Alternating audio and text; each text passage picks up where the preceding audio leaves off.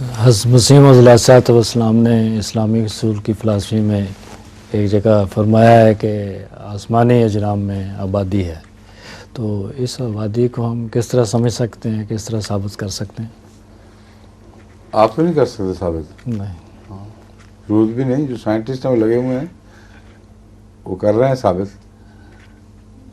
ساری دنیا کے جو چوٹی کے ماہرین فلکیات ہیں وہ اور بعض دوسرے سائنسدان مل کر یہ کوشش کر رہے ہیں کہ ایسی زندگی جس کو ایلینز کہتے ہیں، یعنی ہماری دنیا سے الگ کوئی زندگی کے آثار ملیں، خواہ وہ ہماری طرف آ رہی ہو اور ہم انہیں پہچانیں، جیسا کہ یو ایف اوز کے ذریعے کوشش کی جاتی ہے، یا ہم ان سے مواصلاتی آلات کے ذریعے یعنی ریڈیشن وغیرہ کے ذریعے رابطہ کریں، یا ان کے پیغامات کو پڑھ لیں جو عام روزمرہ کی ریڈیشن کے پیٹرن سے مختلف ہوں.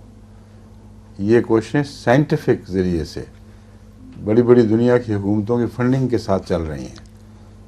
امریکہ نے بھی اس حصے پر کافی فنڈنگ کی ہے، یعنی روپیہ مہیا کیا ہے، اور بعض ایسی لیبارٹریز ہیں جو دن رات ہر قسم کے سگنلز کو وصول کرتی اور اس کو انالائز کرتی ہیں.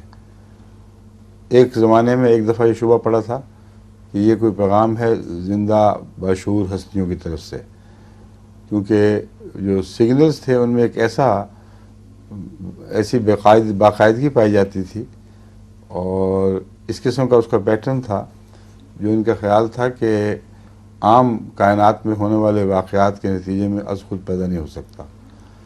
وقتی طور پر ایک ارتعاش پیدا ہوا، لیکن کچھ دیر کے بعد وہ مسئلہ حل ہو گیا کہ بعض ستارے جو مر رہے ہوں ان کے اندر سے اس قسم کے پلسیشنز پیدا ہوتی ہیں جو شبہ یہ پڑتا ہے کہ باقاعدہ سگنل بھیجا جا رہا ہے، سگنلز نہیں ہوتا.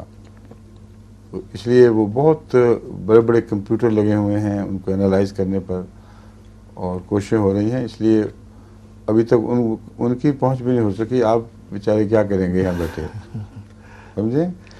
اور ہمارا حضرت مسیح موعود علیہ الصلوۃ والسلام کا آپ نے دیا ہے، حضرت مسیح موعود علیہ السلام نے قرآن سے اخذ کیا ہے. اس کو بارہا میں بیان کر چکا ہوں، وہ آیات جن میں قطعی طور پر ان ستاروں میں یعنی زمین کے علاوہ دوسری فلکی زمینوں میں بھی انسان نہیں زندگی ملتی ہے، اور باشعور زندگی ملتی ہے. اس کی شکلیں کیا ہیں ہم نہیں جانتے، مگر رابطہ یقیناً ان سے ہوگا. یہ قرآن کریم کی پیشگوئی ہے. رابطہ بدنی ضروری نہیں، مواصلاتی رابطہ بھی ہو سکتا ہے، سمجھے. کیونکہ اگر وہ لائٹ ایئرز کے فاصلے پر ہے پھر بدنی رابطے کا سوال ہی کوئی نہیں، سوائے اس کے کہ بعض دنیا سے بعض لوگوں کو راکٹس پہ بے شمار کھانا ساتھ بھر کے دیس نکالا کر دے دیا جائے. وہ شعاع کی رفتار پہ تو نہیں جا سکتے، مگر لاکھ میل سے اوپر فی سیکنڈ کی رفتار پہ حرکت ہو سکتی ہے مادے کی. تو وہ اس رفتار پر اگر وہ چلیں ہمیشہ کے لیے، ان سے کہو اپنے واپس نہیں آنا، زندگی کی تلاش کرو. یہ مفروضہ ہے ایک، اور نہیں ہو سکتا، ناممکن ہے. اس لیے مفروضے کے طور پر آپ سوچ لیں، مگر واقعتاً جو ایسی زمینیں ہیں جن میں انسانی یا حیوانی زندگی کے امکانات ہیں، وہ بعض لاکھ میل ہوا بجلی کی رفتار کے لاکھ میل کے فاصلے پر ہیں، یا روشنی کی رفتار پہ کہنا چاہیے.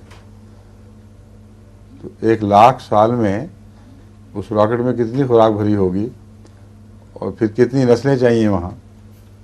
کشتی نوح میں تو پھر بھی تھوڑے سے آدمی تھے، یہ تو بہت بڑی فلکی کشتی نوح بنانی پڑے گی.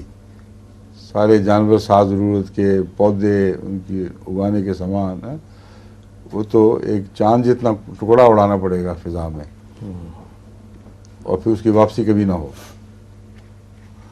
سکتا ہے 1,00,000 سال کے بعد کوئی نسل ان کی پہنچ جائے وہاں. ٹھیک ہے. جی.